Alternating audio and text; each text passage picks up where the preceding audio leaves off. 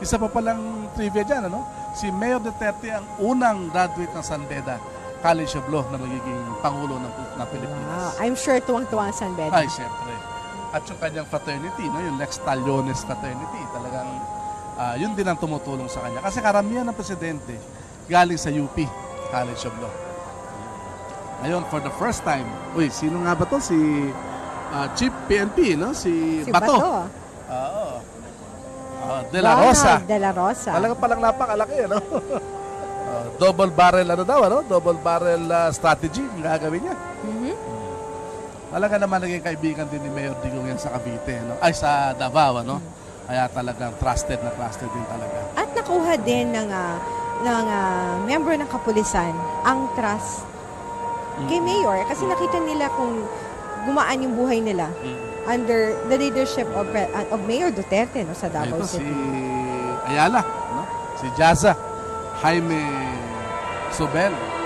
So nandyan ang business community invited din. Kaya maganda talaga. Di ba nakikita mo na talagang united ang lahat sa pag-suporta kay Mayor Digong.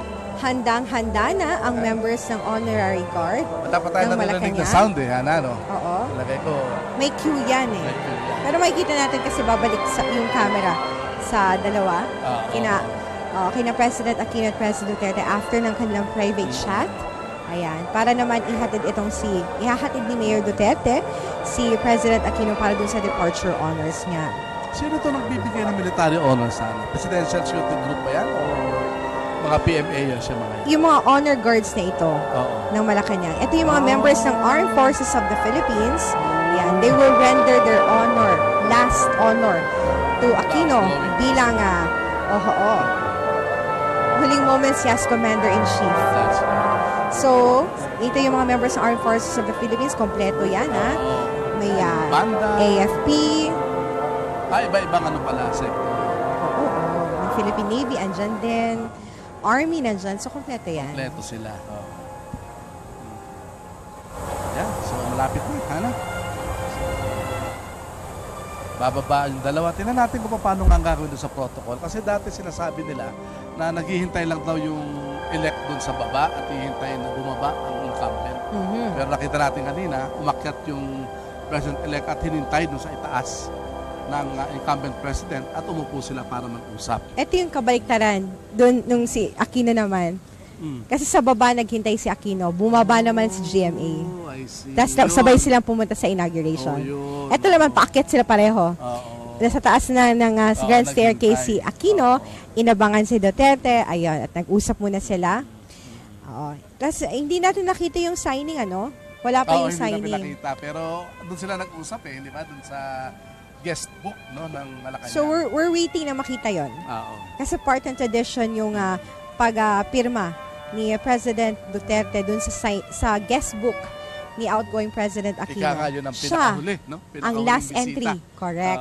Bisita na incumbent president. So, exciting din yung gano'n, ano? So, after ng pag-uusap na yan, ayan, nakita na natin si Ana Freya, protocol officer ni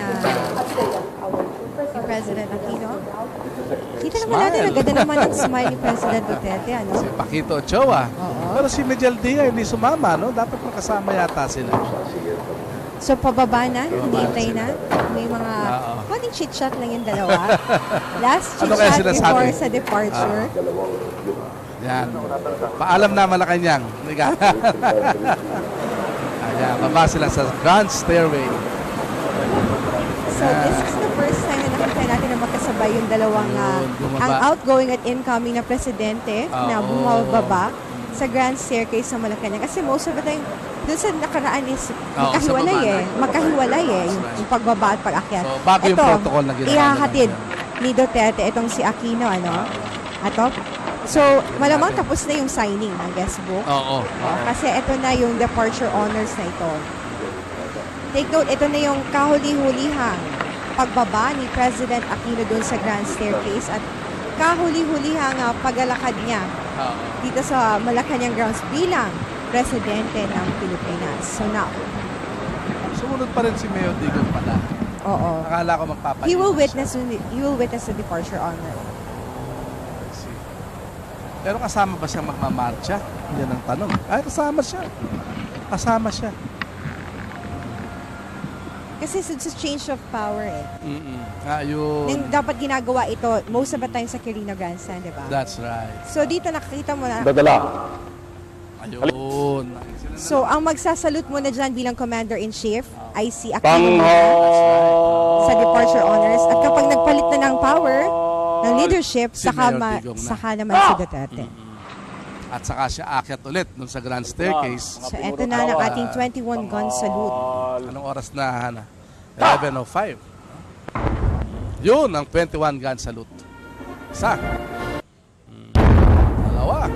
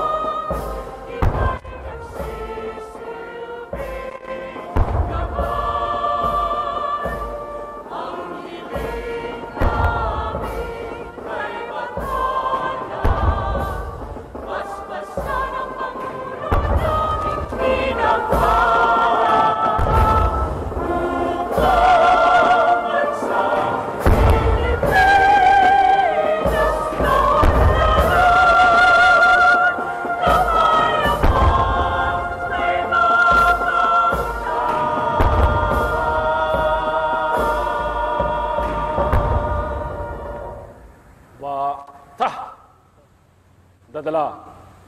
Kalis. Baba.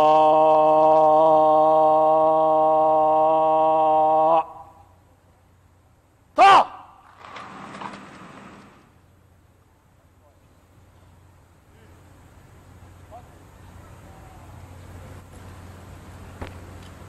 Mahal na Pangulo, handa na po ang tanod pandangal upang libutin.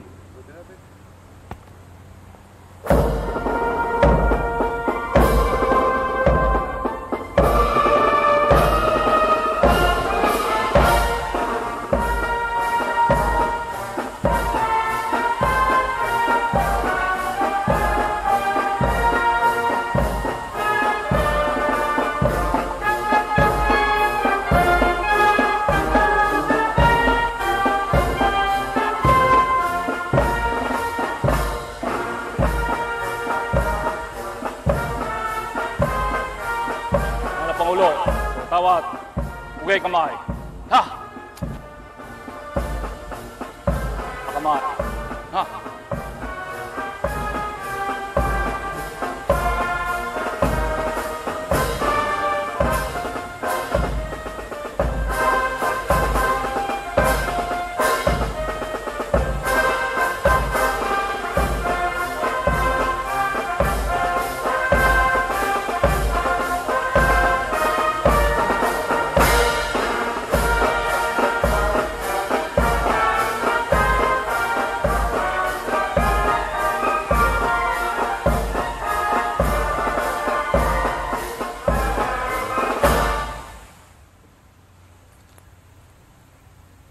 Tanghal.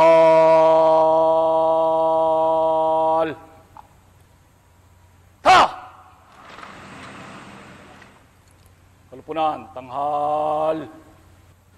Ha! Baba, ta! Dadala. Kalis. Baba.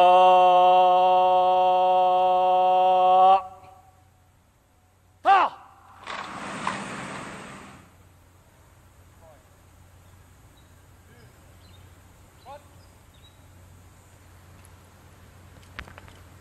Mahal na Pangulo, tapos na po ang parangal.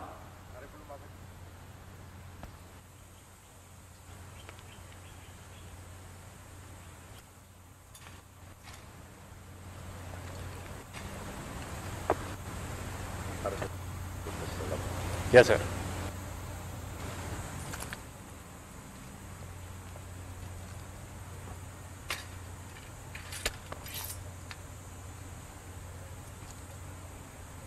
Mga kasama, pinapaabot ng ating mahal na Pangulo, kagalang-galang Benigno S. Aquino III, ang kanyang taus-pusong pasasalamat sa parangal na ginawad natin sa kanya ngayong umaga. Baba, kalis.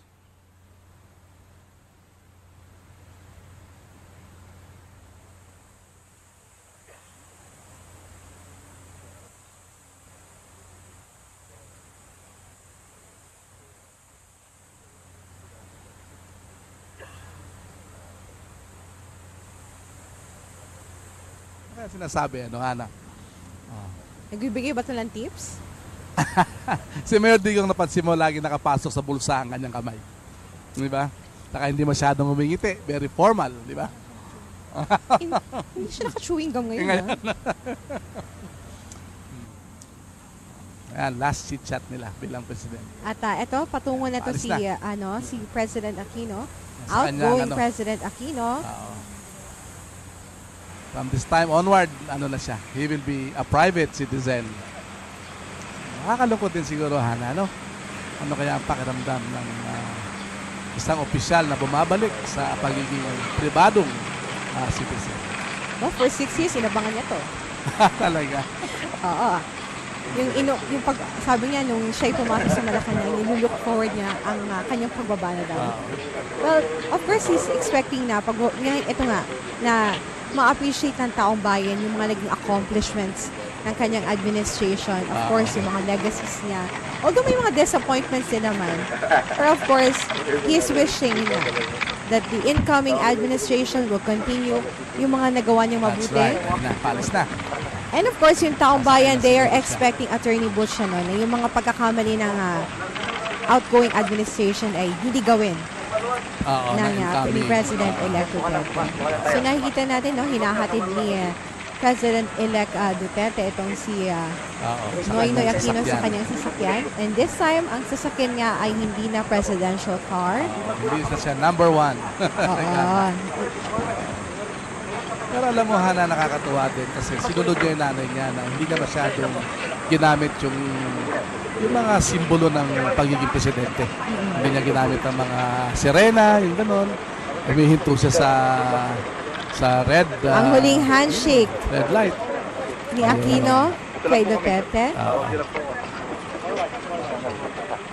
Kasakay na siya sa kanyang... Nagpapaalam din si Aquino sa kanyang mga staff. Nakipagkamay din siya sa kanyang protocol officer na si Ana Ferreira. Saan siya sumakay, Hana? Ano ba? Dito sa puting sasakyan, ano? Yun, alis na. Nakasakay na si Aquino sa kanyang car, sa kanyang pribadong sasakyan. Punta na sa number 25 Times Street. Diyan, sa Quezon City. Pag nakita mo yung lugar niya doon... Pagsakay niya sa kanyang private car, ibig sabihin, isa na siyang private citizen. Pero malaking banner doon, Hana. Alam mo, pag napunta ka doon sa lugar na yun. Welcome, nakalagay doon. President. So, nakabukas sa kanyang pinto para makapagpaalam. Ang kanyang bintana, rather. Para makapagpaalam din siya dun sa mga tao nasa labas. Pabalik na ngayon And si this Mayor time, Digong. oo. At yung traditional na pag-akyat niya dun sa grand staircase na yun yung sumisimbolo na tinitake over na niya. He is in possession. In possession of Malacanang Palace. Kasama niya si former ambassador, Painor.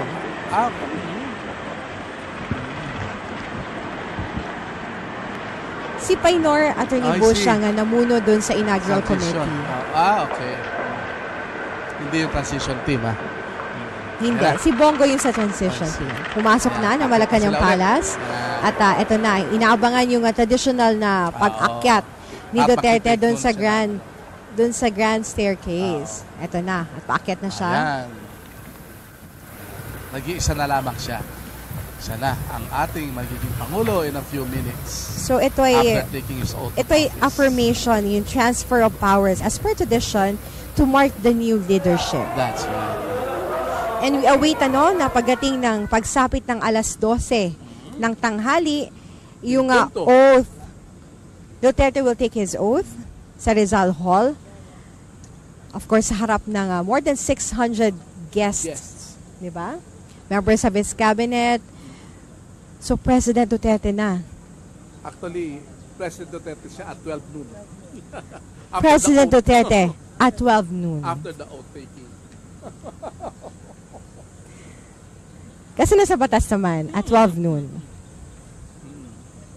Section 4, Article 7 ng ating konstitusyon. At nakaabang na yung mga bisita niya. Tatayo yan, a-announce sila. The President of the Republic of the Philippines. Sabay-sabay na tatayo Ito yung kakaibang bisita. Pag-imbita. You know why? Bawal isama yung asawa nila. Except for Cayetano. Really? Kasi nandito public official din. Oo. Kasi di ba, walang spouses doon sa sinabi. I think nagbigay lang ng konting consideration doon sa asawa ni former Senator Aquilino Pimentel na kasama yung may bahay niya, no? Pero yun na nga, yung mga cabinet secretaries niya, hindi niya pinasama yung mga asawa at ibang kapamilya at ibang kamag-anak. Iba yun Oo. Diba? Why? Gusto niya talagang makompress yung yung limited lang yung number. Kaya nga hindi niya sinama yung mga guests ni Leni Robredo. Ito, Hana, excited ako. Bakit? Pag-take ka ng oath, sino yung mga kapamilya niyang kasama? Of course, yung mga anak niya nandoon. Oo nga, pero ang sinabi, ang hawak ng Bible si Veronica. Oo.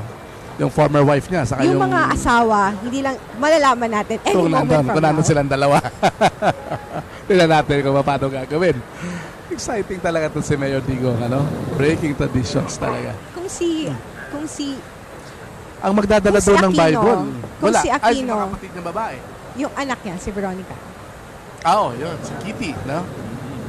Well, kung exciting para sa media na i-cover ang love life ni Aquino na hindi naman nag-blossom all throughout the 6 years. Ito naman. Oo, kay Iba naman. Duterte. Ibang klase naman. Oo, kakaibang love life din na mayroon siya. Oo. Nakakatuwa talaga, no? Very exciting. So, inaasahan natin Alam mo, mamaya. hinihintay na a few minutes before 12 noon, dapat mag-take siya ng oath. Alam mo nung nasa grandstand nun si Pinoy? Nung nasa grandstand si Pinoy nun, ang tagal hinintay yung 12 noon. Kasi napaaga yung dating nila. Kaya ang nag-entertain sa mga bisita si Noel Cabangon. Kumanta siya ng kumanta, ilang songs yung kinanta din niya. Ito siguro bababa ulit si President Digong. Hindi, mamaya pag pag nakapag-oath na siya. Oo. Bababa siya ulit, tapos itutroop naman niya ulit yung military. Pero nakapahinga muna Oo, syempre. sila ngayon. So maghihintay tayo ng ilang minuto bago siya mag-take ng oath niya. A few minutes before 12 noon. Saka alam mo ba, Hana, nakakatuwa din, sa buong Pilipinas, lahat ng mga local government officials, ganun din, mag-ano rin sila, mag-o-oath. A few minutes before 12 noon. Na-witness ko to sa Pampanga one time when I was covering this for a local network. Andun lahat. Governor, congressman, vice governor, board members, mayors, councilors, nasa isang hall na malaki. And then a few minutes before that, yun, saka makakaroon ng oath taking. At natutuwa tayo dahil inaabangan to ng lahat naman, hindi lamang bumoto kay Mayor Duterte, kundi mataas ang ratings, trust ratings ni President-elect Duterte, Actually, 38% Oo. ang bumoto sa kanya. No? Bumoto at hindi bumoto sa kanya.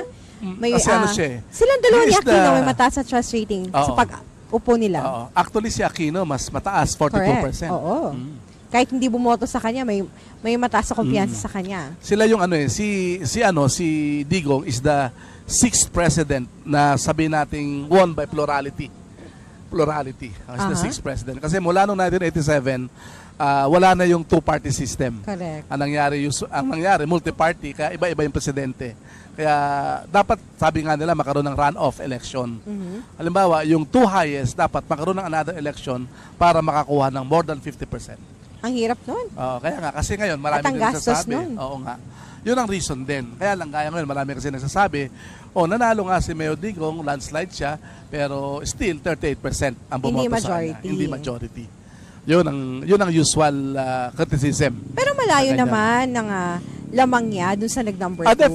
Definitely. Kay Aquino, 6 million, no? Kay 6 Aquino, million. gaano kalaki ang lamang niya kay Estrada? Si Pinoy. Si Pinoy mataas din ang kanyang lamang doon sa kalaban niya. Number 2 si Erap eh. Hindi, si Erap, nung tumakbo siyang presidente, landslide din si Erap. Hindi, pareho silang tumakbong presidente noong 2010. At tumakbo, oo nga pala. Di ba number 2 si Erap? Oo, number 2. Malayo. Malayo na. Oo, yun yung, kumbaga, nagbaka sakali si Erap na baka manalo siya ulit. Pero isipin mo, nag-number 2 siya. Nag-number 2, tinalo pa niya si Villar. Oo. And to think na si Senate President Villar at that time, I think, spent the most number of money and resources for that election, di ba? Pero nung dalawang kampanya, no, both kay Villar and kay Binay, nakita natin na kahit gaano ang pagbuhos mo ng pera, it's not an assurance na Definitely. makukuha mo yung highest position of the land. Kahit nung panahon ni Mitra, si Mitra yung Speaker of the House noon, kalaban niya si Ramos. Siya din yung supposedly spent the most number of money and resources. Pero hindi rin nanalo. And then in 1998, ang kalaban ni Erap si Joe De Venecia. Also spent a lot of money for the presidential election. Still, of course, si Erap had a landslide victory also. Pero to si Mayor Digong, ito nakakaiba talaga. Wala Correct. talagang pera. Di ba? Walang pera talaga. As a matter of fact, yung taong contribution. bayan pa ang nagko-contribute. Exactly. Nagpagawa ng mga t-shirts, Stickers, tapos sa campaign mga... for him, Oo. gumawa ng jingle. Siya Yeah. yata yung presidential na may kakaibang jingle. Exactly. Oo. May iba't ibang language, may iba't ibang version, Mm-mm. pati airtime ng kanyang mga commercial, iba-iba ang nagbayad. That's right. Diba? Oo. Kaya nga sabi nga nila, marami siyang, kung may konti mga lang binali talaga. siyang protocol, may binali din siya na, nakasanayan na ginagawa during campaign na nangyari sa kanya, na hindi nangyari doon sa iba pang tumakbo. That's right. Saka yung mga sumuporta sa kanya, Hana, mostly mga businessmen from Davao. Correct. Yung mga Florendos, a few Maganda Chinese na, matagal businessmen. na yung friendship, Oo. yung oo. friendship, brotherhood nga kung tawagin ni Florendo, Kaya nga. no, yung relationship niya with Duterte. That's right. Not just a mere friend, brother, kung ang relasyon niya, ang tawag niya sa relationship niya between him and Duterte, malalim na ito, That's na right. friendship. Oo. So hindi na nakapagtataka bakit maraming businessmen ang Sumuporta talaga sa sumusuporta kay Duterte dahil naman dun sa hindi pinapahirapan ng kanyang administration yung mga businessmen sa Davao City. Yumabong, no, ang kanilang negosyo. Hindi kailangan ng Oo, lagay. dahil sa peace and order Hindi kailangan ng situation. lagay para makapagbukas ng business, maparehisto yung kumpanya nila, mag-bloom ang kanilang business, hindi pinahihirapan. Kaya yun ang gusto niya mangyari ngayon, no, sa buong Pilipinas, di ba? Dati-dati yung pag naghihintay ng ganyan, kasi yung oras hinihintay yan no? Hinihintay na a few minutes before 12 noon saka siya mag-take ng oath. Nung panahon ni Pinoy sa grandstand, naalala ko nga, kumanta si si Noel Cabangon Chua. Noel Cabangon. Noel Cabangon. Oo. Dito, alam ko mag-entertain sa kanila si Freddy Aguilar Aha. at si Jimmy Bondok. Oo. Kaya lang mukhang iba ngayon yung protocol nila dito. Mukhang Maghihintay. hindi kakanta. Maghihintay lang talaga without any entertainment. Kung hindi ako nagkakamali, kakanta ng national anthem Si- si Jimmy Bondo. Okay. Si Freddy Aguilar, ang kakantahin niya, yung theme Yung theme ng ng kanyang kampanya campaign. Okay.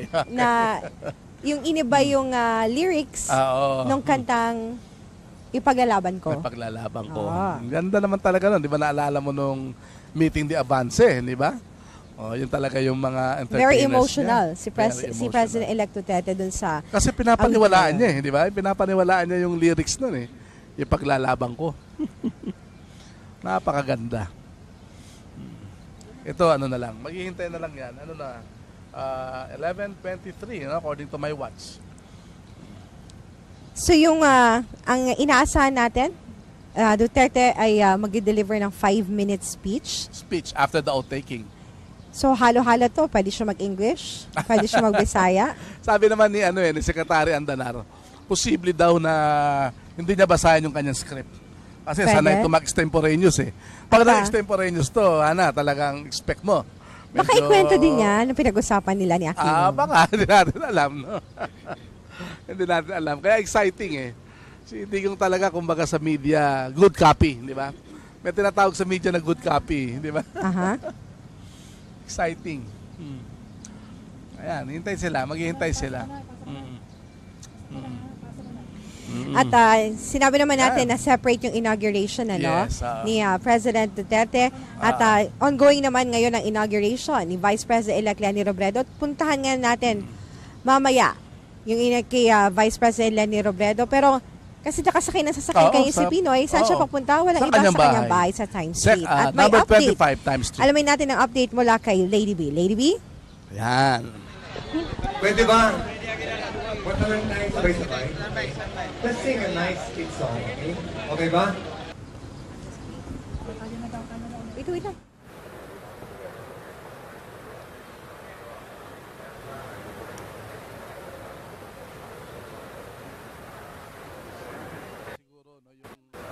Yung abiso na nakarating na sa bahay niya sa number 25 Times Street bago magkaroon ng outtaking. Calculated lahat yung oras na yan eh. Nakakatuwa din, yung mga protocol na ganyan. Handang-handa na yung RTVM, the only media na nasa loob. Authorized. the authorized. Ang radyo, TV, Malacanang. Ito talaga yung official media ng Malacanang. Iba ba sa, Close-in sa president. PTV4? Ang RTVM sa Malacanang, sa Presidente. Presidente lang Exclusive talaga sa Presidente. Ang PTV4? Ini-air sa PTV4. Okay. Which is owned by the government. Pero ang nasa loob, RTVM lang. Yes, Wow. RTVM lang. So lahat ng media, Hindi ka pares dati. lahat ng media inallow na mag-cover kay sa inauguration, kaya binigyan tayo ng lahat ng major Space. networks, including tayo, binigyan tayo ng space for stand-up sa Malacanang grounds. Okay. So nandoon lahat ng members ng iba't ibang network at tayo din, meron din tayo dito sa kung nasan tayo nakastay ngayon dito sa New Executive Building. At nakikita natin Ayun sa na stage. yung mga cabinet, Ano, mag-o-out na sila? O magkakaroon ng special number? O makit yung mga cabinet members? O pinagre-ready lang sila siguro? Hindi. Baka mag-witness doon sa outtaking ni President Digong. Nakaantawi pa rin yung mga bisita, no? Yung iba sa kanila, yung iba sa kanila medyo humahabol sa kanilang break sa CR. Kasi, pero although short lang naman yung program. Ayan na. Yung family, I think, eto na. Sino ang kasama? Hana. Paupo na sa first row yung family ni President Duterte. Ay, okay. Pero Hana, may nagtanong kasi, dahil sila Mayor Inday, nag-oath na sila 2 days ago, no? Sa Davao. Saka si Vice... si Paulo. Si Paulo, di ba? Si Vice Mayor. So, okay daw ba yun? So, okay lang naman na magkaroon sila ng ganun. At ang importante lang, mag-a-assume sila ng post nila 12 noon ng June 30. Not necessarily na a few minutes before 12 noon. So, yung inauguration, okay lang. Oo. Yung pag-take ng oath of office. Not necessarily na 12 noon ng June 30. Not necessarily. Pero kaya lang, it's a tradition na ang presidente a few minutes before 12 noon. Because his term of office begins exactly in accordance with the Constitution at 12 noon of June 30. And excited ako malaman, Hana, kung sa English ba o sa Pilipino niya gagawin.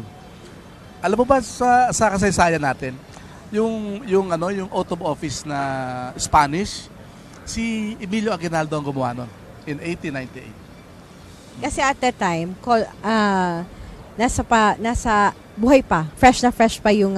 Spanish, di ba? 333 years of Spanish colonial rule. Yung influence ng Spanish colonies sa Pilipinas at that time. So, yun ang kanya. Nung take siya ng oath, yun ang Spanish. Pero karamihan dito sa Fifth Republic, natawag. Fifth Republic to no? Ginawa nila sa Pilipino. When we were covering Aquino at Tony Bush, lagi namin chine-check kung nandyan yung envoy ng China, ng Republic. Talaga? Kasi, di ba, not in good terms. You cannot say not in good terms with China, pero alam naman natin yung relasyon natin with China because of the West Philippine Sea. So, kapag may mga events inside the palace like Vandenur, tinitingnan namin lagi kung umattend ba yung envoy ng China. Pero ngayon, nandyan ba, Hana? Oo, nandito. Ngayon, inaasahan natin kasi nag-courtesy call na nga ito sa Davao City at siya mismo, ang Chinese government mismo ang nagsabi na, I think, mas maganda ang magiging relasyon ng ng bansang China sa Pilipinas under the leadership of Kasi mas open President-elect Duterte. si President Digong, kesa kay Pinoy, di ba? Isa din yan sa inaabangan, attorney, ano yung magiging akbang na gagawin ni President Duterte sa West Philippines. Although sinabi naman ni Duterte, na kung ano man ang kalalabasan ng UN arbitration, irerespetuhin ito ng incoming administration. At nanindigan din siya na kung ano yung pag-aari ng Pilipinas, pag-aari ito at ipaglalaban ito. Pero, binigyan din ni Duterte na hindi siya papayag na makipag-away o makipagyera ang Pilipinas. Ayaw niya sayangin yung buhay. Buhay ng mga Pilipino. Di ba? Para sa walang kwentang laban na gano'n. So, wala naman tayong kakayahan talaga, Hana. Correct. Kaya nga, kinukumpara siya kay Widodo ng Indonesia. Si Widodo matapang sabi naman ng mga analyst, mas equipped ang mga Indonesians na humarap sa mga Chinese. Di ba? Kaya sabi naman ni Digong, pero kaya lang expected ang ruling lalabas sa July 12. Kaya lang sabi na ng China, hindi daw nila susundin yun. Na-mention natin, meron din mga local councilors sa Davao City. Meron ding barangay captain mula sa Davao City. Specifically sa Tamayong, nandyan din si Barangay Captain Greg Canada. Oh, I see. Alam naman ng Tamayong nandoon ang Covenant Prayer Mountain and the Kingdom of Jesus Christ. Of course, sa pangungunan ni Pastor Apollo Sikibuloy at dapat lang. very faithful citizen ng Kingdom of Jesus Christ, si Barangay Captain Greg Canada. Talaga naman, di ba? Importante sila, hindi maaring magtagumpay ang isang President-elect Digong Duterte kung wala itong mga taon to, di ba? Sila talaga yung nanguna, kung tutuusin, di ba? Talagang, if I remember it correctly, talagang ayaw niya tumakbong presidente. Di ba? Hindi man siya umapil sa COMELEC. Di ba? Talagang, kaya nga sabi nila, he is the reluctant president of the Philippines. Isipin mo sa pinaka-huli-huli-huli yung pagkakataon na para makapag-file siya, doon pa niya final ang kanyang candidacy, ang kanyang certificate of candidacy.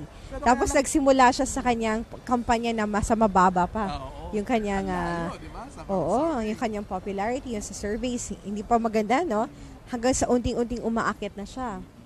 At nakita ng tao kung paano siya magsalita, anong kanyang mga positions sa iba't ibang mga issues. At nakita ng tao yung sincerity ni President-elect Duterte when it comes to corruption, his fight against drugs, poverty, na gustong makita ngayon ng taong bayan under his leadership. That's true. Since yung daang matuwid na kung walang kurap, walang mahirap ang nakiliti ni Aquino nung time na yun, noong 2010. Kaya more than 15 million ang bumoto sa kanya. Ito naman ang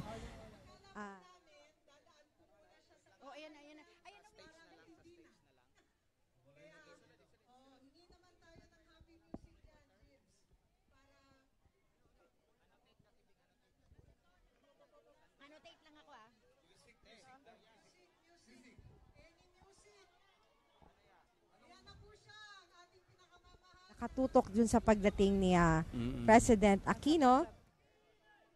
Tabi-tabi.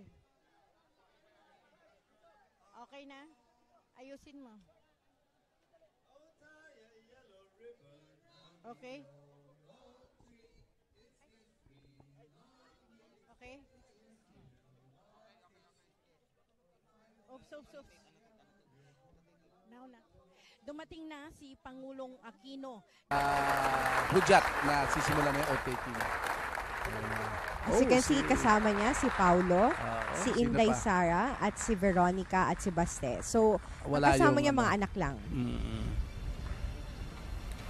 Ito na pag-shake hands sa mga President former Ramos. presidents of the Philippines. May we request everyone si to Fidel V. please Ramos remain standing and for the singing of the Philippine National Anthem.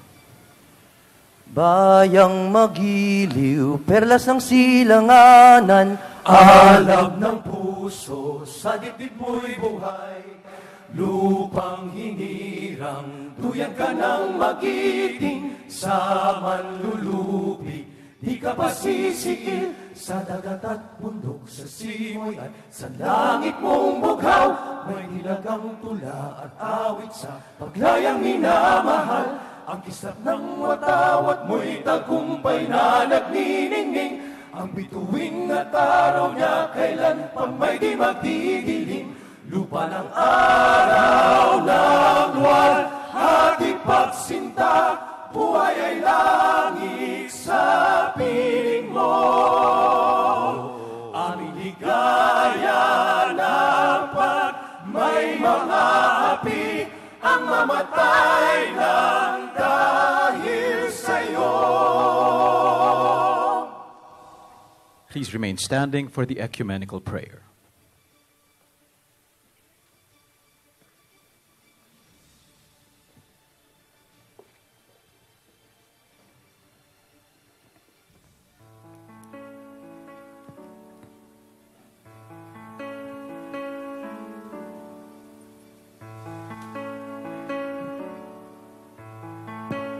In the name of the Father, and of the Son, and of the Holy Spirit.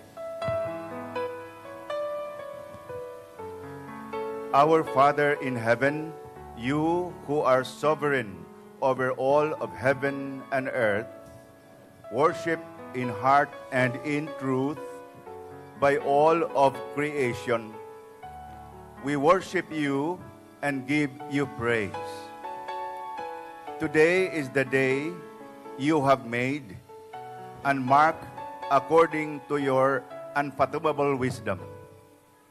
Today is the day we ask you to bless and protect the leader we have chosen to lead our nation. With much thanksgiving and prayer in our hearts, we lift up to you this leader, the 16th President of this nation, the Philippines, Rodrigo Roa Duterte, with fervent prayer of your abiding presence, that you will continue to bless him with wisdom from heaven, so that everything that you have put in his heart from the beginning of his walk in leadership, to speak for those who cannot speak for themselves, to champion the rights of the destitute, to speak up and judge fairly and defend the rights of the poor and needy, may be accomplished by him for your glory. That as he does his duties in fear of you, you will keep harm away from him. That you will use him for your holy and loving purpose alone. That he will have great understanding of your commands. أعوذ بالله من الشيطان الرجيم. بسم الله الرحمن الرحيم. الحمد لله رب العالمين. الرحمن الرحيم. مالك يوم الدين. إياك نعبد وإياك نستعين. اهدنا الصراط المستقيم. اهدنا الصراط المستقيم. صراط الذين أنعمت عليهم غير المغضوب عليهم ولا الضالين آمين. ربنا آتنا في الدنيا حسنة وفي الآخرة حسنة وقنا عذاب النار وادخلنا الجنة مع الأبرار يا عزيز يا غفار يا رب العالمين. سبحان ربنا رب العزة عما يصفون وسلام على المرسلين والحمد لله رب العالمين. Manama bohayno tokosog kakanamin igbuyag no pigbohoyno kanami. Oyo nis kanami kalangon naming ugpos it ingod ta Pilipinas kahongonanin. Bahaynot mo pian suman-suman kakanamin pangulo. Woy dumoy no manama kakandin no pog kongon kahit ingod. So kay ko kagpapito to kay kon karasonan diat kandin. Almighty Father, into your loving hands we commit our President, whom we have chosen for this nation at such a time as this, Rodrigo Roa Duterte. May you be pleased with him in all the things that you have set him to do. We ask this in the name of Jesus Christ, your Son, our Lord. Amen. The Father, the Son, and the Holy Spirit. Thank you. May we now request everyone to please be seated. At this point, may we kindly request on stage the Honorable Franklin M. Drilon, Senate President, to read Joint Resolution Number 1 of the Senate and the House of Representatives.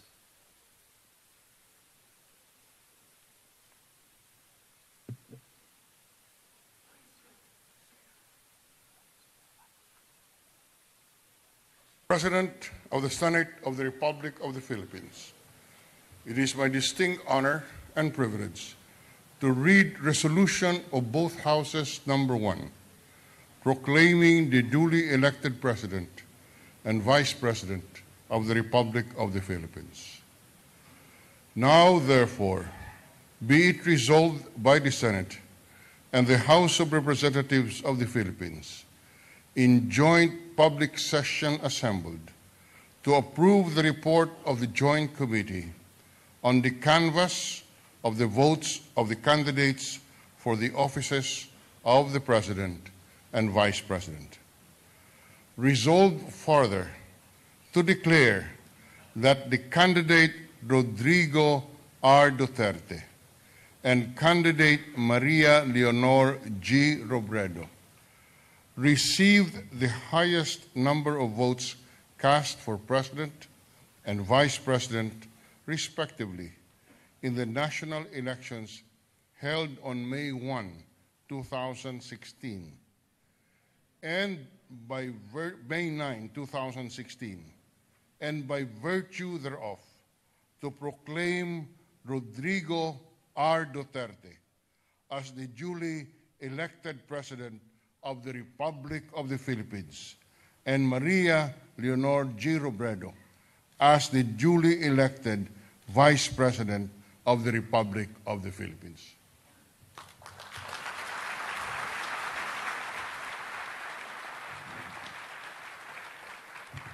Thank you very much, the Honorable Franklin M. Drilon, Senate President.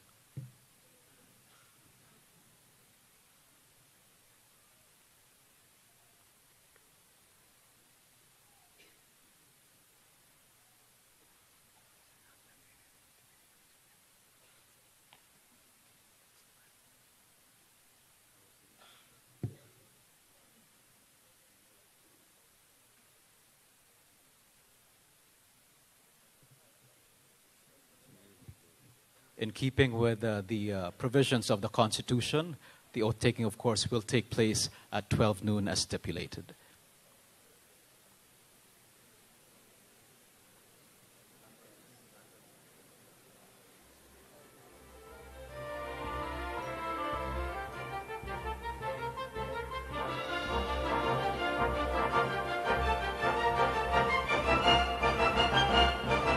Kanina, no, kumanta si Fred Aguilar at makikita natin na si Fred Aguilar mula pa nung kampanya kasama na ni President-elect Digong Duterte. Kaya yung mga kasama niya nung dati, no, yung kaibigan ko nga si Lapido, sila Jimmy Bondo, andyan, no, sila talaga yung mga nagbibigay ng entertainment din, ano, dito sa inauguration. Makita natin yung mga ibang bisita, ano, yung si Executive Secretary Designate Mejel Dia. Kita mo na marami mga picture na kinukuha. So anytime now, magsisimula na po ang inauguration, no, yung pag-take ng oath ng 16th President.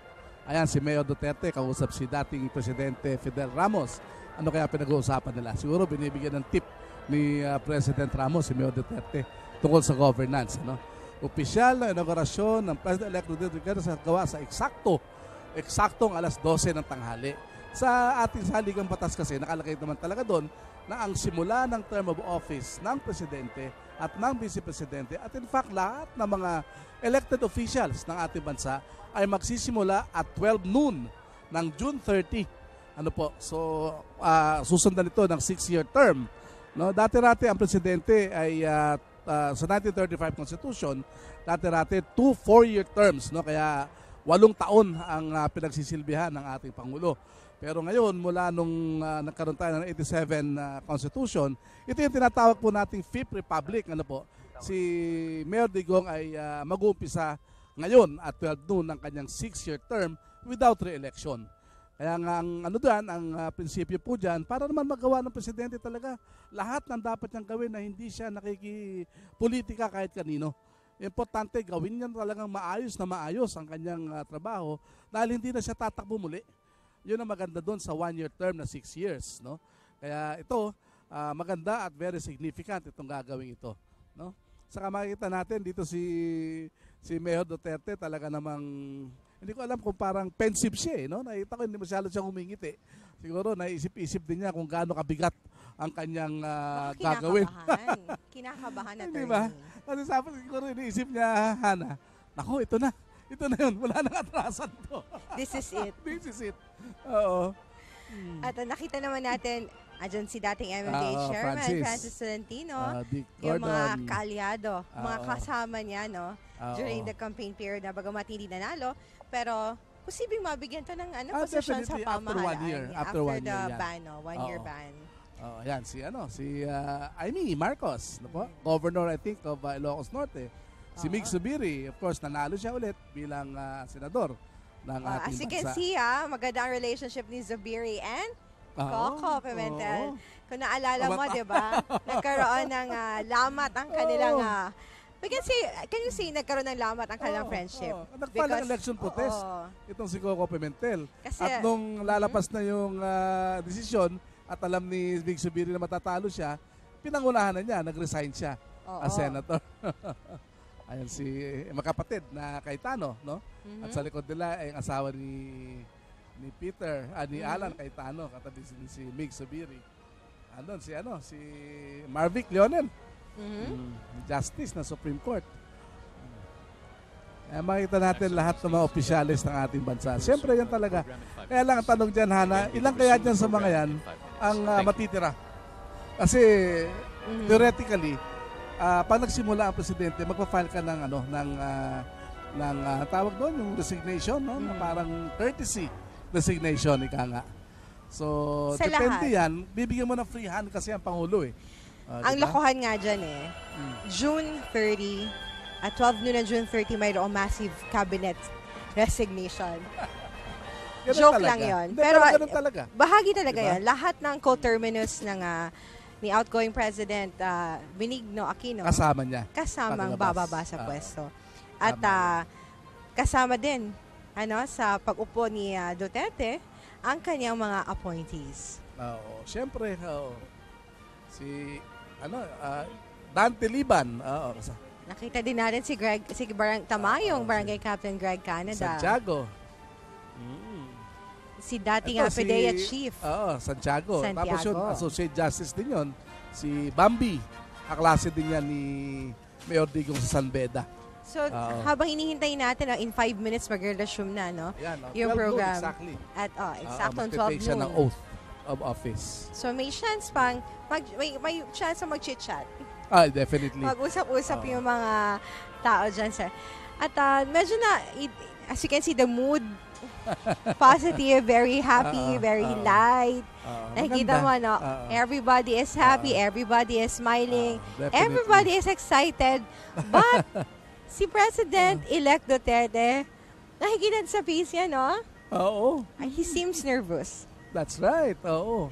Pensive siya. Maybe because of the very big responsibility na haharapin niya in 5 minutes. Alam mo, naalala ko yung di ba, dumaan siya sa puntod na kanyang ina, di ba? At sabi niya, tabangi ko ma.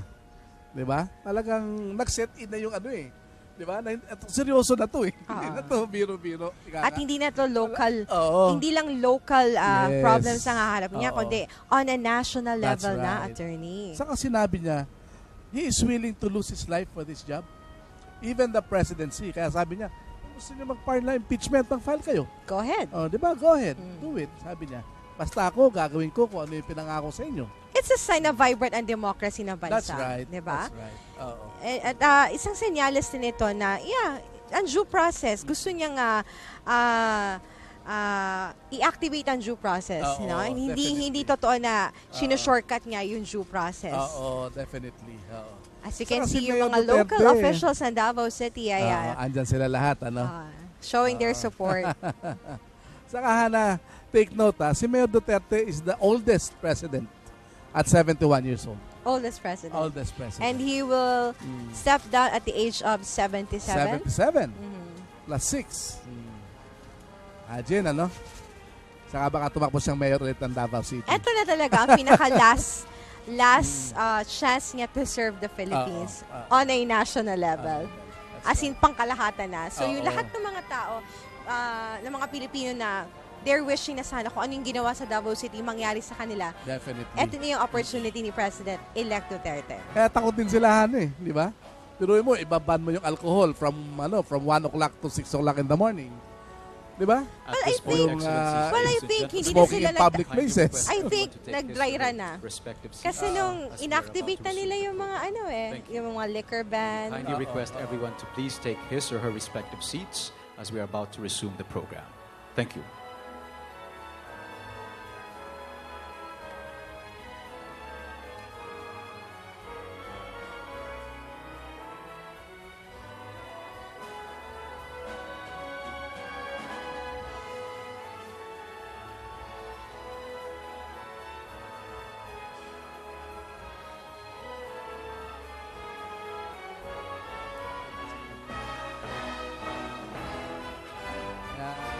Abangan natin. Sino mga kasama?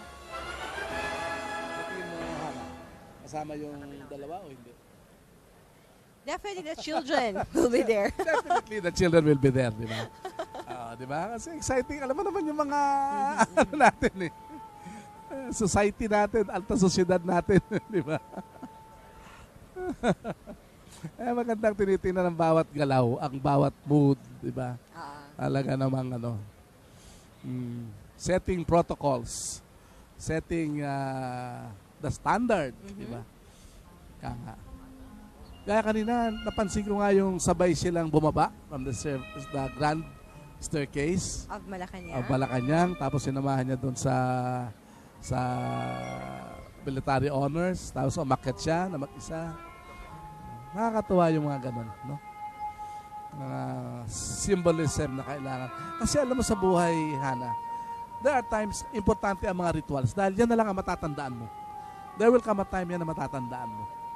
This is part of our tradition na kailangan bigyan ng importance. Yes, definitely. Kasi ito na yung nagbibigay kulay sa buhay ng mga leaders natin sa bansa. Kaya nga yung halimbawa yung pag-celebrate, pag birthday mo, hindi hindi pangit na maganda ka talaga dahil birthday mo. Binibigyan mo ng importansya.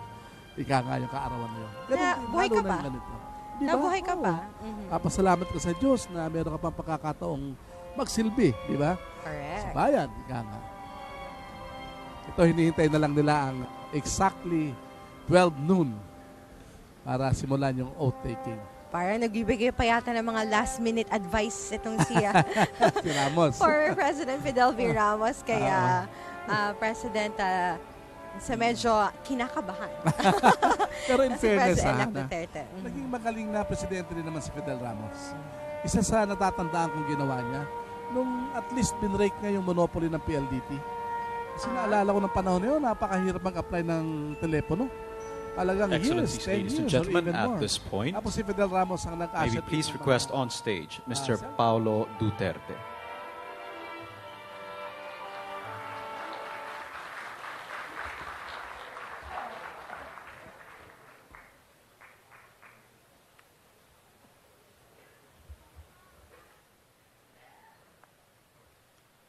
May we likewise call on stage Ms. Sara Duterte.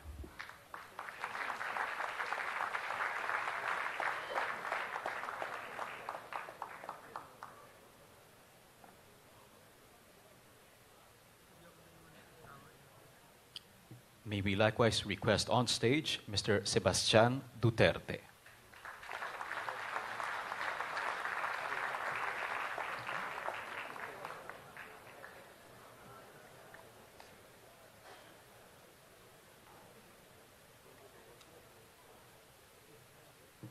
May we likewise call on stage Ms. Veronica Duterte.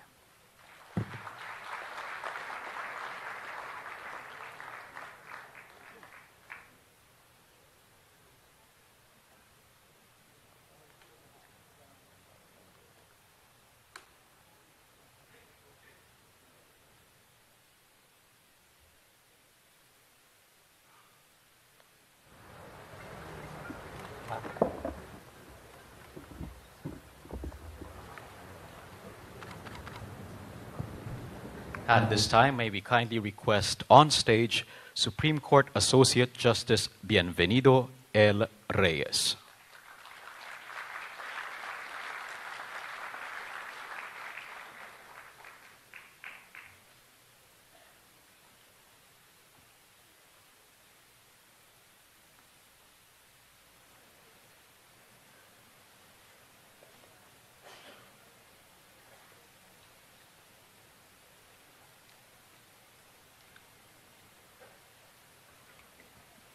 At this point, may we kindly request on stage President-elect Rodrigo Roa Duterte for the administration of the oath of office.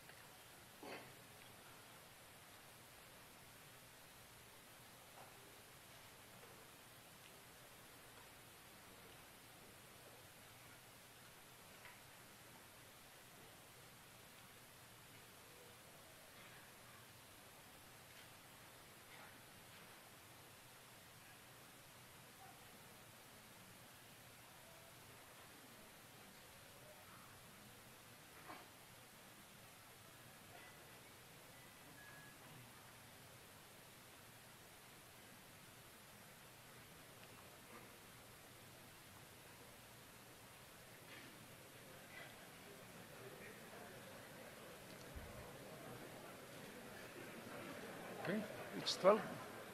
Yes. May you please raise your right hand for your oath of office and repeat after me. I, please state your name. Rodrigo Roa Duterte, Do solemnly swear do solemnly swear that I will faithfully that I will faithfully and conscientiously and conscientiously fulfill my duties as President as of the President Philippines, of the Philippines, preserve and defend its and Constitution, defend the Constitution, execute its laws, the laws, do justice to every man, and consecrate myself to the service of the nation. So help me God. So help me God.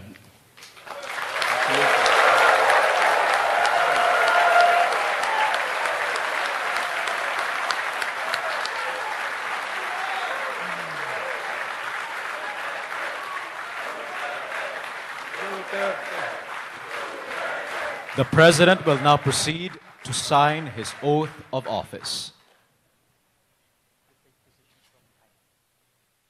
Oo, ganda, no? At least, napakaganda ng mga protocol. Ano, Hana? Yes. So from here, bababa yata siya and then he will be reviewing the military honor. Hindi. Pumirma siya ng oath niya. He signed the oath of office and then he will, I think, administer the oath-taking of the cabinet. The President has just signed his oath of office. Sino yung guys sa likod niya? One of these aides, no? Yes, one aides.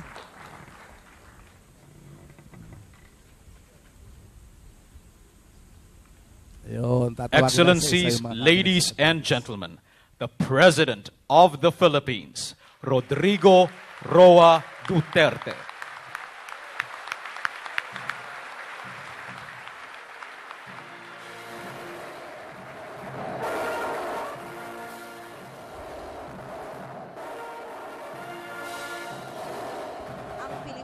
Kasabay ng church bell dito sa Malacanang compound, ano? Narinig natin ang hudyat yun na 12 noon na. That's right. At sinabay ang panunumpa ni Rodrigo Roa Duterte. And now, we have our new president, the 16th president of the Philippines, President Rodrigo Roa Duterte. So napapakinggan natin ang Mabuhay March pinapatugtog lang ito kapag mayroong nandyan ang presidente. I see. So, piniplay lang yan. Ibig sabihin, it signals nandyan yung presensya ng presidente ng Pilipinas. So, since 12 noon na, nakapag-oath na siya, nakapag-take na siya ng oath niya. At official na siyang Pangulo ng bansa. That's Kaya right. pinapatugtog na ang Mabuhay March. This signals the beginning of a new era in the Philippines. Please be seated. Ito na ang pagbabago na matagal nang hinihintay. I think he will deliver his speech already. President Fidel Ramos, Sir, salamat po sa tulong mo making me president. President Joseph Ejercito Estrada, Senate President Franklin Drilon, and the members of the Senate, Speaker Feliciano Belmonte, and the members of the House of Representatives, Chief Justice Maria Lourdes Sereno, and Associate Justices of the Supreme Court, His Excellency Giuseppe Pinto, and the members of the Diplomatic Corps, incoming members of the Cabinet, fellow workers in government, my fellow countrymen.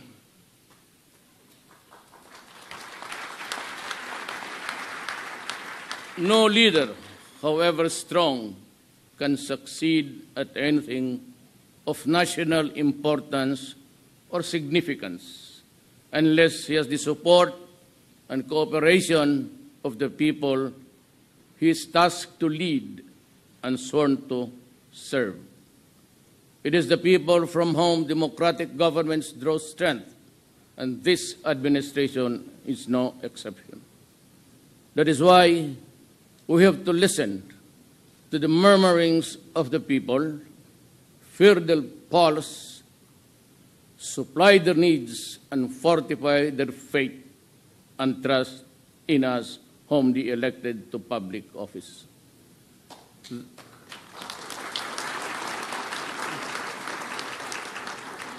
There are many amongst us who advance the assessment that the problems that bedevil our country today, which need to be addressed with urgency, are corruption, both in the high and low echelons of government, criminality in the streets, and the rampant sale of illegal drugs in all strata of Philippine society, and the breakdown of law and order, true but not absolutely so.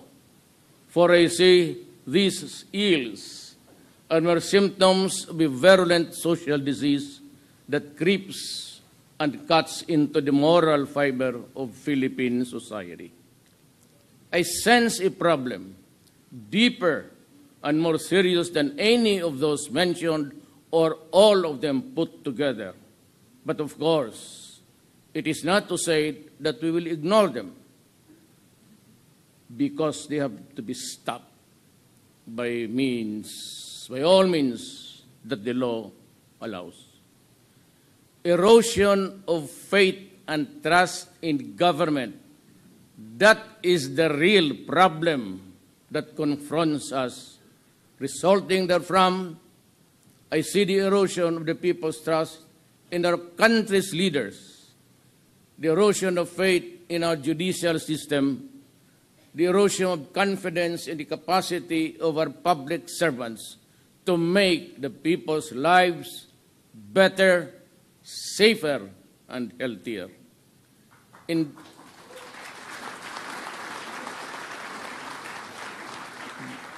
Indeed, ours is a problem that dampens the human spirit, but all is not lost.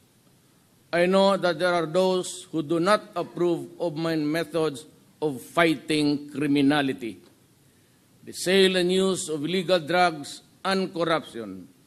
They say that my methods are unorthodox and verge on the illegal.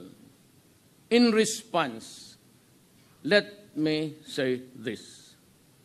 I have seen how corruption bled the government of funds which were allocated for the use in uplifting the poor from the mire that they are in. I have seen how illegal drugs destroy individuals and ruin family relationships. I have seen how criminality, by means all foul, snatched from the innocent and the unsuspecting the years and years of accumulated savings, years of toil, and then suddenly they are back to where they started. Look at this from that perspective and tell me that I am wrong. In this fight, I ask Congress and the Commission of Human Rights and all others who are similarly situated to allow us a level of governance that is consistent to our mandate. The fight will be relentless and it will be sustained. As a lawyer and a former prosecutor,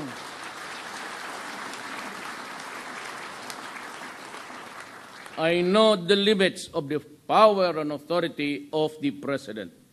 I know what is legal and what is not. My adherence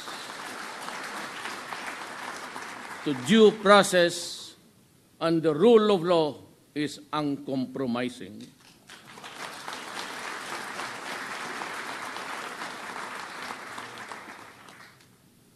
You mind your work, and I will mind mine.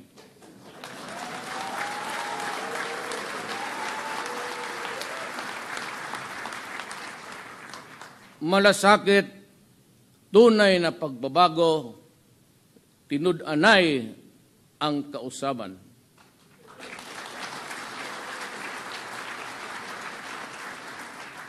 These are the words which catapulted me to the presidency.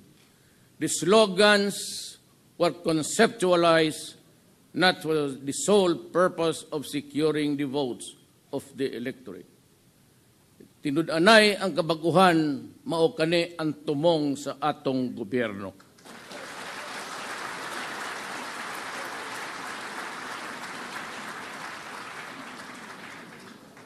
Far from that, these were battle cries articulated by me in behalf of a people hungry for genuine and meaningful change. But that change, if it is to be permanent and significant, must start with us and in us.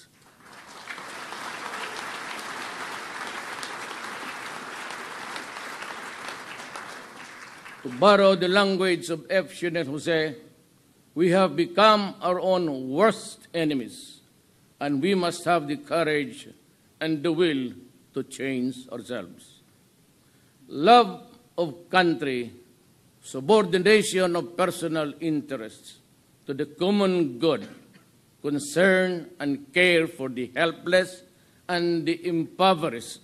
These are among the lost and faded values that we seek to recover and revitalize as we commence our journey towards a better Philippines.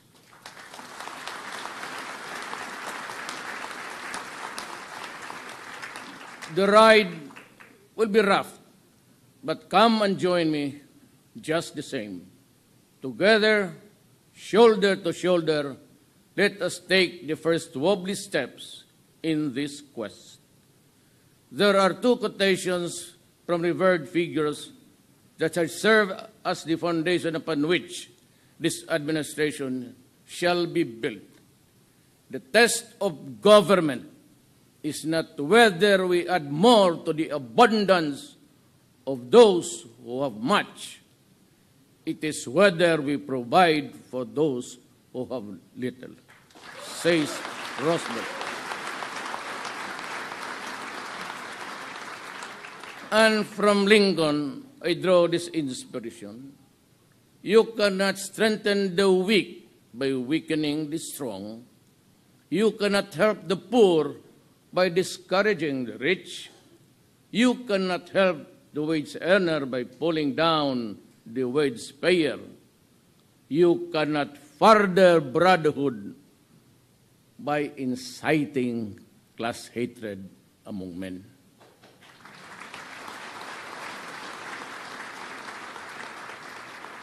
My economic and financial political policies are contained in those quotations, though couched in general terms.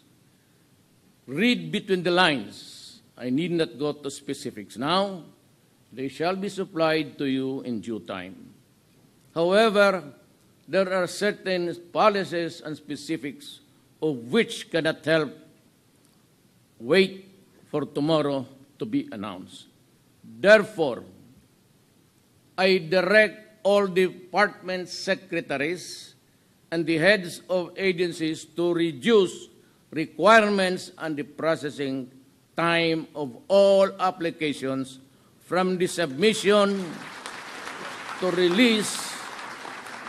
I order all department secretaries and heads of agencies to remove redundant requirements, and compliance with one department or agency shall be accepted as sufficient for all. I order all department secretaries and heads of agencies to refrain from changing and bending the rules of government contracts, transactions, and projects already approved and awaiting implementation. Changing the rules when the game is ongoing is wrong. I abhor secrecy and instead advocate transparency in all government contracts, projects, and business transactions, from submission of proposals to negotiation to perfection and finally to consummation. Do them, and we will work together. Do not do them, we will part sooner than later.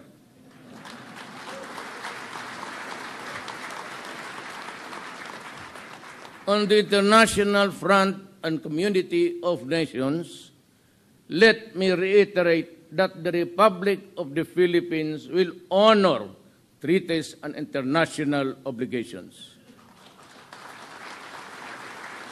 On the domestic front, my administration is committed to implement all signed peace agreements in step with constitutional and legal reforms. I am elated by the expression of unity among our Moro brothers and leaders and the response of everyone else to my call for peace.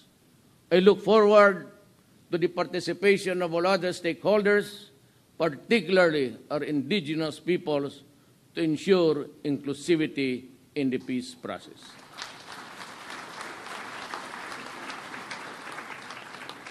Let me remind, in the end of this talk, that I was elected to the presidency to serve the entire country. I was not elected to serve the interest of any person or any group or any one class. I serve everyone and not only one.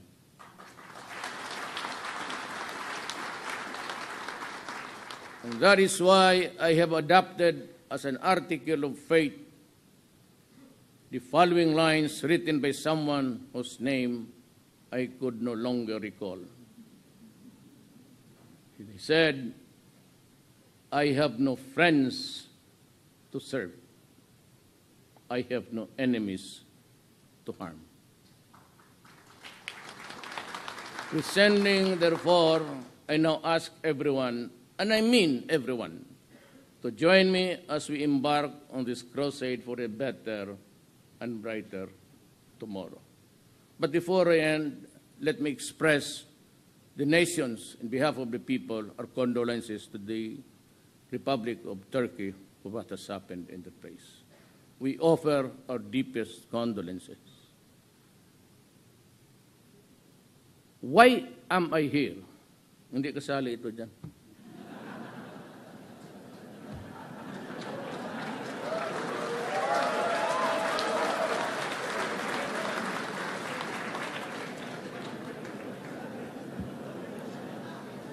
The past tense was, I am here because I love my country and I love the people of the Philippines. Government, hindi daw yung nagkakaroon na masyadong abundance, abundance ng mga mayayaman lang. Gusto niya yung pinupush na matagal ng maramdaman ng administration of the oaths of office.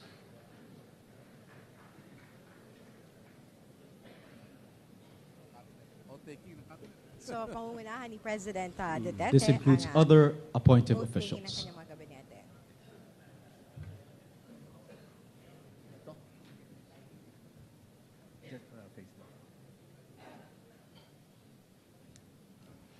To the honorable members of the cabinet, this is your pledge of oath. I state your name, having been appointed to the position of, solemnly swear that I will well and faithfully discharge, to the best of my ability, the duties of my present position, and all others that I may hereafter hold under the Republic of the Philippines. That I will support and defend the Constitution of the Philippines. That I will bear true faith and allegiance to the same. That will obey the laws, legal orders, and decrees promulgated by the duly constituted authorities of the Republic of the Philippines. And that impose this obligation upon myself voluntarily. Without mental reservation or purpose of evasion. So help me God. Congratulations, ladies and gentlemen.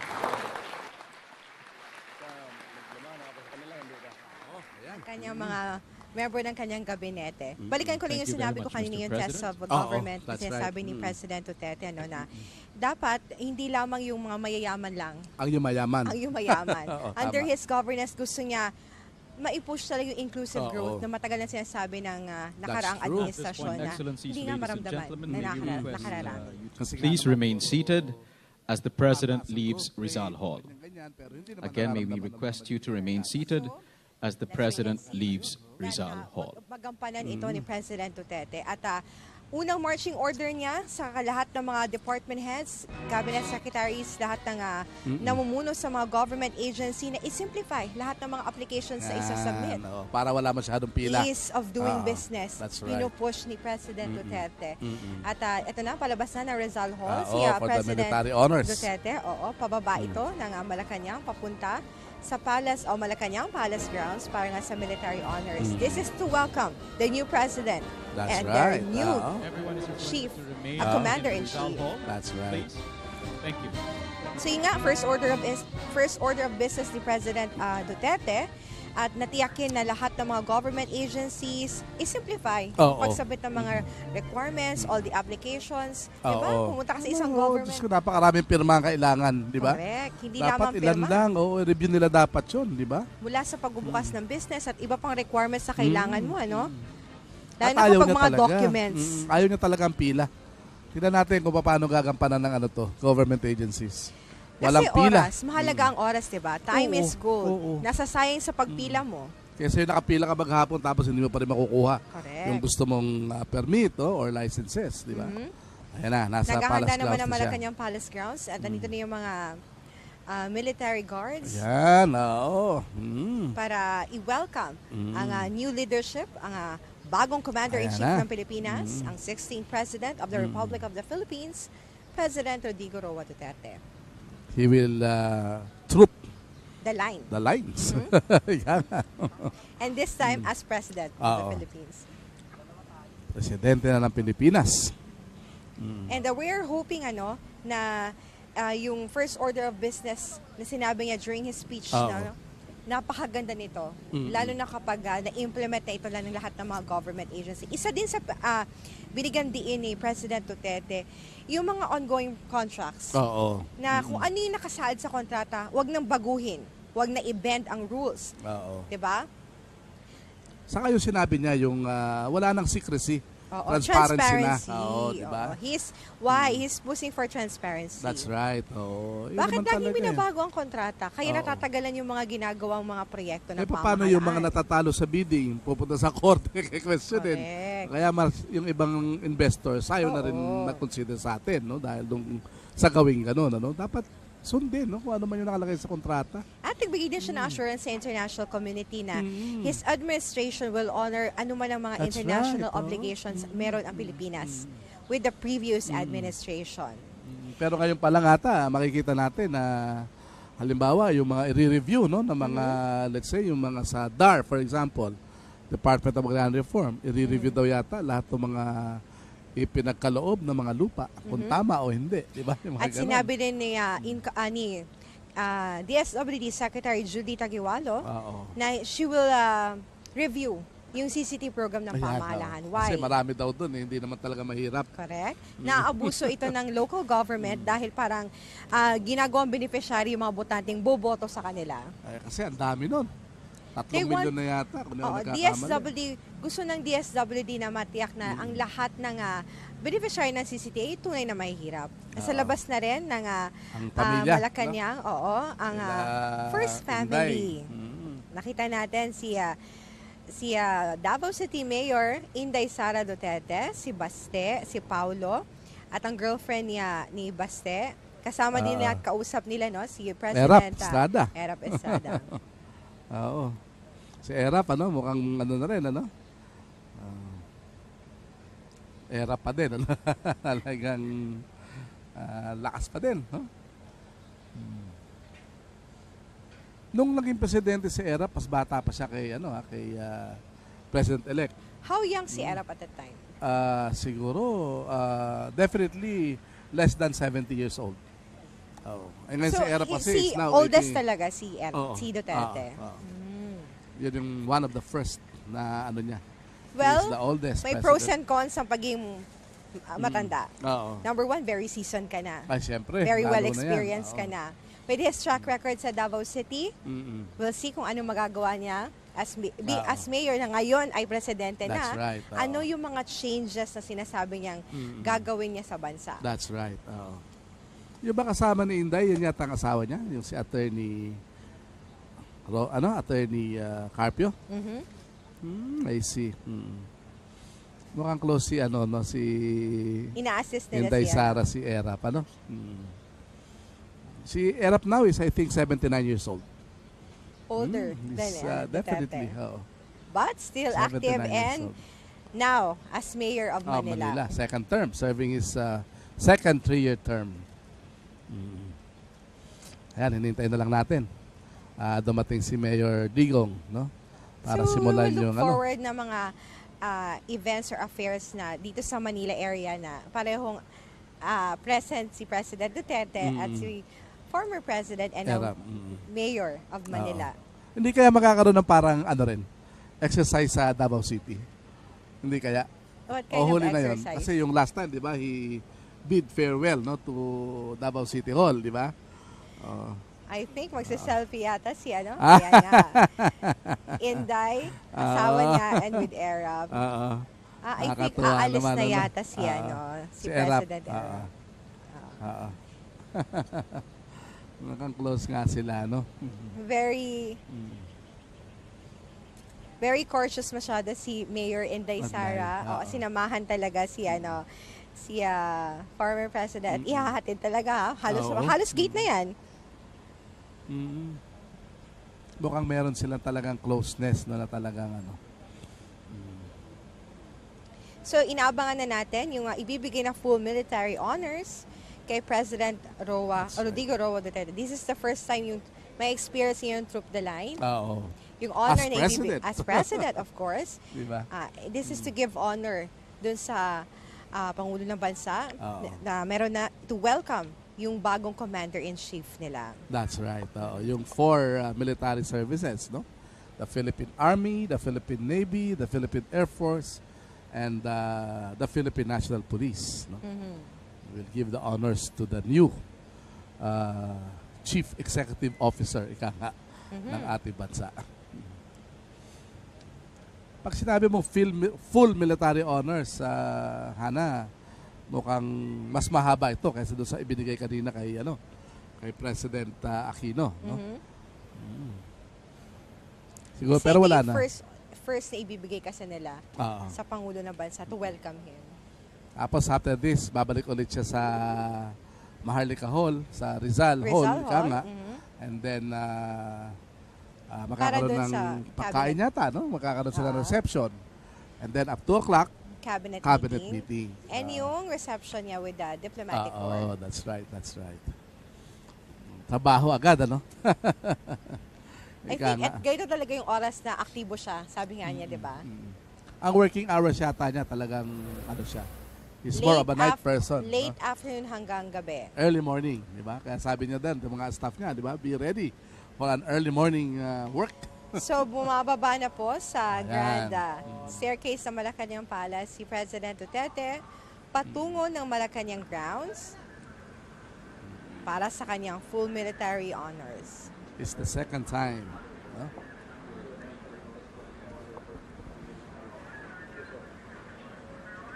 Nakakatawa naman, Talaga naman. Kita naman natin, si Mariano Paynor. Yung talagang head siya, every detail, inauguration. He's making sure na magampanan ng mabuti. Alam niya, lahat. sigurado, ang mga protocols. Tama. Parang nagsisilbing protocol officer niya sa mga oras na ito. Alam mo, sa Malacanang ganyan May mga protocol officers nila. Tapos may mga, yung nag-arrange sa mga guests, halimbawa, yung tumatanggap ng guest, yung mga ipapakain sa mga guests. Full-time job talaga yun Just to make sure na yung bawat detalye, walang mamiss. At magampanan ito ng mabuti. Tama.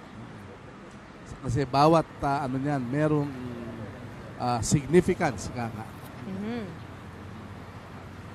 So ito yung unang paglalakad niya President Duterte sa Malacanang grounds bilang presidente na siya. That's right. It's being accompanied by the Presidential Security Guard. Of course, nandiyan din nasa gilid niya ang kanyang presidential assistant na kapanumpa na at mag-oversee sa presidential management staff. Sa Davao City ba, ano ba ang posisyon ni Executive Assistant. So ngayon, ganun pa din. Office of the Mayor. Executive Assistant pa rin siya. Yes. And at the same time, binigyan niya siya ng cabinet position to oversee the presidential management staff na dating hinawakan ng anak ni Budget Secretary Abad na si Julia Abad. Julia Abad, Isa na lang ang tutungtungan, Kanina, 2. Kalis. Ayan na. Tanghal.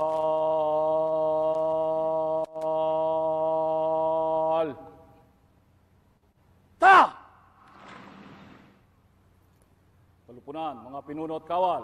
Tanghal.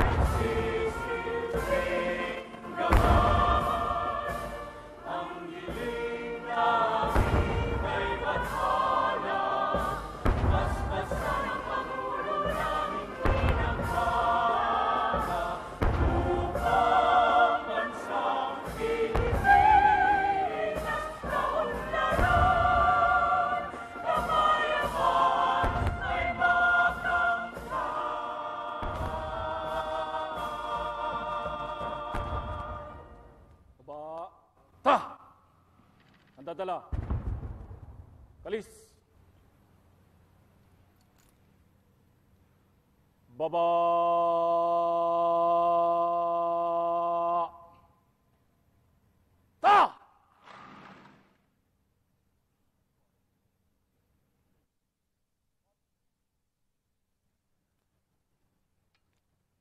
Mahal na Pangulo, handa na po ang tanong.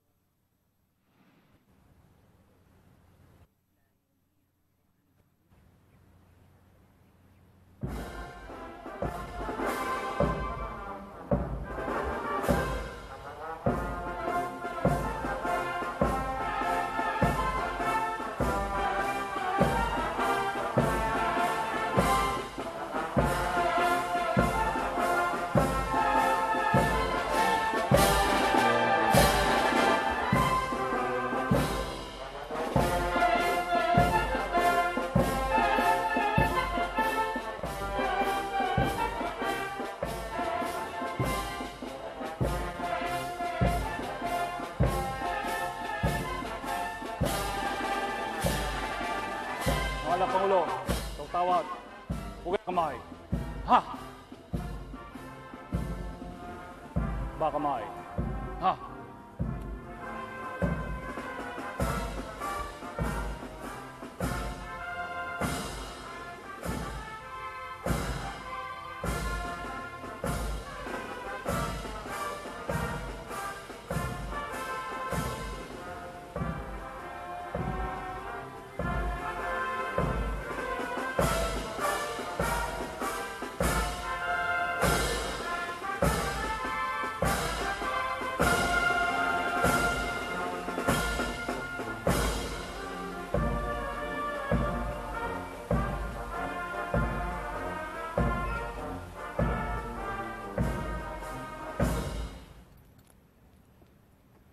Tanghal!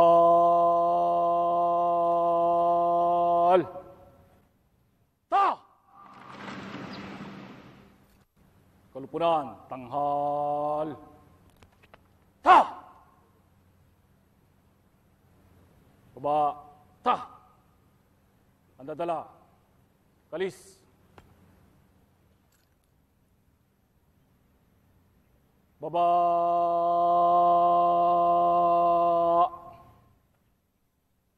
Ta!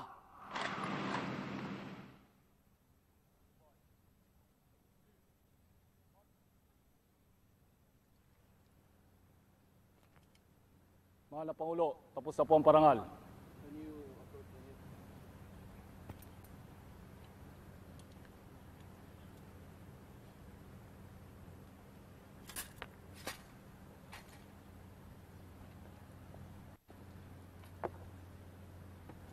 Kindly tell the troops that I am very appreciative. Yes, sir. Of you.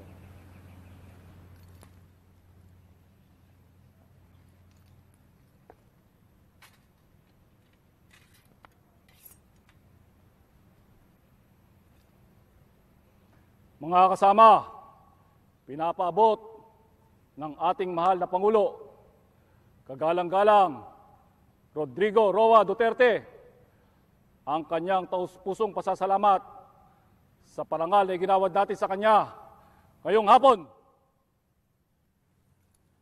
Baba, kalis.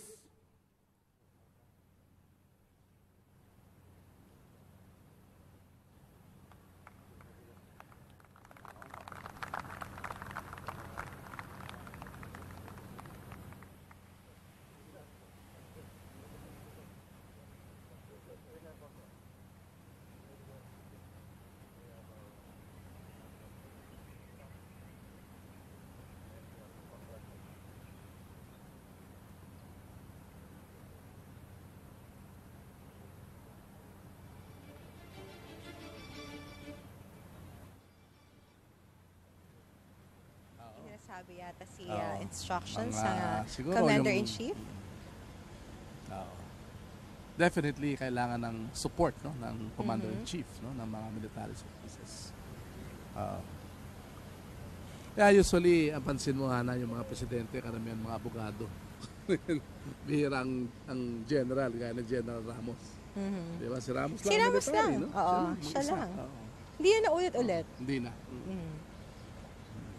Pero yung yung Third Republic, ilang presidente yon, halos abogado lahat yun.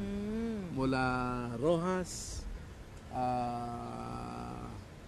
sino ba sumunod doon? Quirino, and then si Magsaysay, hindi. And then Garcia, Macapagal, and Marcos. Mukhang may Lahat yun, presidente. I think yung taong bayan, there's something with na nagugustuhan nila sa mga abogado. Maybe because alam ng mga abogado yung batas. At alam nila paano ito ipatupad. That's right, that's right. And they know how to interpret the law. Kaya ako naalala ko nung nagsalita nga si Vice President Binay, no, doon sa IBP National Convention. Sabi niya, it is now the time to return the presidency to the lawyers. And congratulations, our 16th president is a lawyer. He's a lawyer, but not Binay. Unfortunately nga, hindi siya.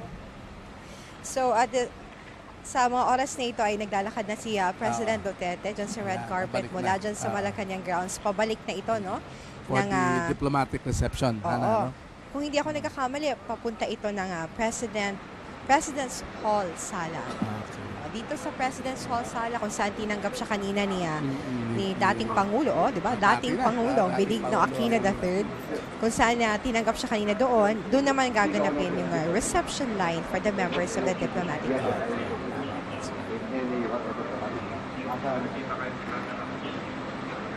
Meron naman siyang designate.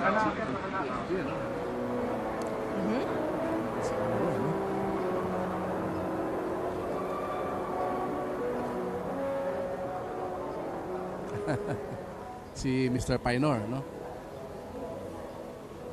Next would be the reception. Mukhang is giving instructions, no? Mukhang is giving instructions to the guards, to the PSG. No? So sa mga oras ito, I think yung mga guests, I think nagla-lunch na yata sila, no? Siguro. Baka, most likely. It's almost 1:45 in the afternoon. At they're enjoying yung hinanda na menu ng Via Marie. Kahit yata sila, Inday Sara, umalis na no? Umalis na rin yata sila. I'm not sure kung umalis, pero hinatid lang niya kanina si Mayor Erap. At they're enjoying yung hinanda na lumpiang ubod. Yung mga local food. Yung monggo. Yung, of course, yung maruya. Maruya? Yan. So right now, packet ulit ng Grand Staircase. Yan. This time, umakyat na siya as the President. President of the Republic of the Philippines. As you can see, siya lang mag-isang umakyat nun. Part ito ng tradition ng pag-akyat ng Presidente na siya lang mag-isa. This is a symbol na yun na. Ito na yung inaangkin na niya yung power niya bilang Pangulo ng Bansa, bilang mamumuno sa opisina ng Malacanang. So, nandito na siya ngayon sa President's Sala Hall. Para sa reception President's line. Hall Sala. Dito niya tatanggapin ang mga members ng reception line. Yung members of the diplomatic. Miyembro ng Diplomatic Corps? 43? 43 lang sila? If I'm not mistaken, nasa 59. We have 59. We have 59 embassies and 2 missions, yung Republic of China and the European Union. Ayan, nagsimula na. So around 61 members of the Diplomatic Corps. Of course, as head of the ng Department of Foreign Affairs.